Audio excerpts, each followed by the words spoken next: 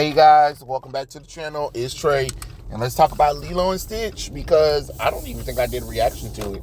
Anyway, the live action remake of Lilo and Stitch trailer came out, and it's really cute. It's really fun. It's really cute. And of course there are people who are upset, and I get it. I do get it because Lilo and Nani are darker skinned Hawaiians, or I think it's Polynesian people, I believe. I don't know what a correct term is, but I know people was upset that that the characters aren't dark, and Lilo and Nani aren't thick characters, because Nani and Lilo were not skinny characters. So I get why some people are upset, talking about they're not dark enough, and Lilo ain't skinny. I mean, it's too skinny. She's supposed to be a little chunky little 6-year-old. So I get it. Again, I definitely get it. You know what I'm saying? So I understand where that is coming from. I get the whole thing, because Nani was a thickums. I mean, that girl was thick. So it's kind of weird that they kind of made sure that they found somebody who was skinny. You get what I'm saying? And the same thing for Lilo.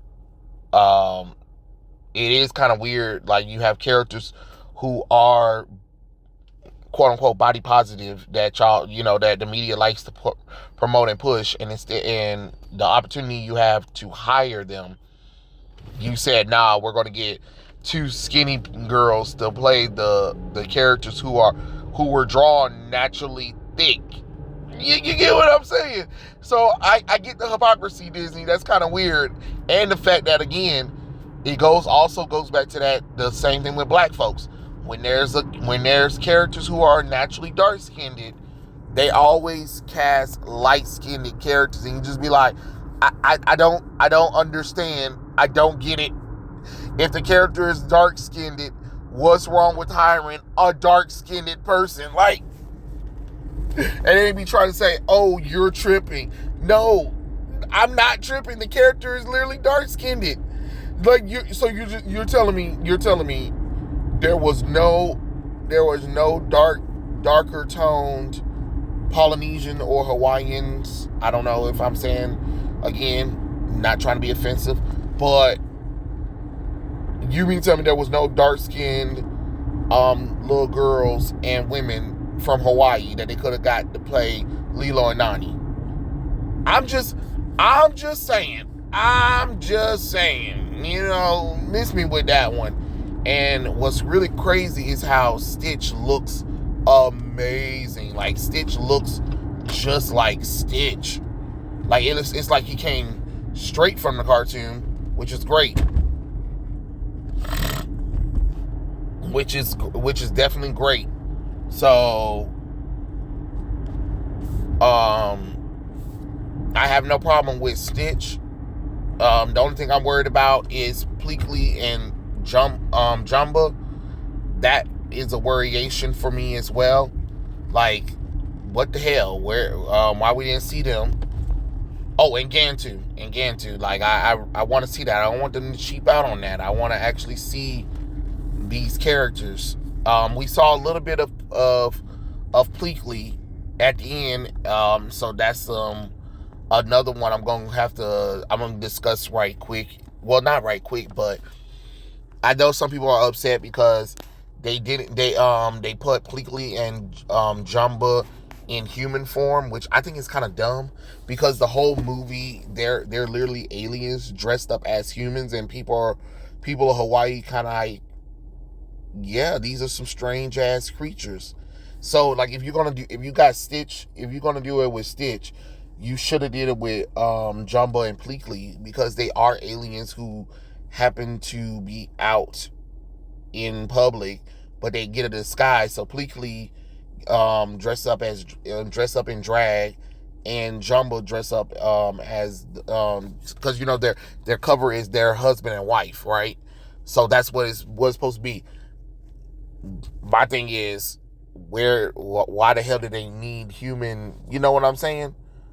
I feel like that's one of the issues that's probably going to be a major issue for a lot of people. A lot of people are going to be like, why didn't you let them just be alien most of the movie? We don't need no human disguise. And I'm talking about, when I mean human disguise, I mean human disguise is like far as like, you know, them looking like humans. And I think what's going to happen is they're going to be husband and husband, maybe, most likely. Because as you know, Jumbo and Pleakly, you know, cover is as husband and wife, but since they're not going to do that this time around, it's just going to be husbands and husbands, honestly. Which I guess that's kind of close, but I know some people were complaining about the whole Pleakly wearing drag thing, and my issue with that is I have no problem with Pleakly dressing up in drag. Honestly, I want Pleakly to dress up in drag because it is part of his character. It is hilarious to see Pleakly and every goddamn outfit. Pleakly be like killing me with these outfits, bro. I'm like, bro, what time did you even have to shop? You know what I'm saying? For half of the outfit changes that he did have. I know some people are like a little upset too about that, is because they're like, oh, he's supposed to be drag or whatever, and this is a kid, and some people are like, oh, well, good, because it's a kid's movie. Again, where I stand on it is Pleakly should dress up in drag, but I get why people are worried because of the fact that LGBT shit been thrown in our face, that people are going to try to use it as, oh, you hate trans, you hate drag queens, LGBT nonsense. And it's just like, don't nobody care about that kind of stuff, because the thing about a lot of this stuff that a lot of people don't understand is that back in the day, the reason why you can get away with stuff like this is because it was for comedic effect, or it was for disguise.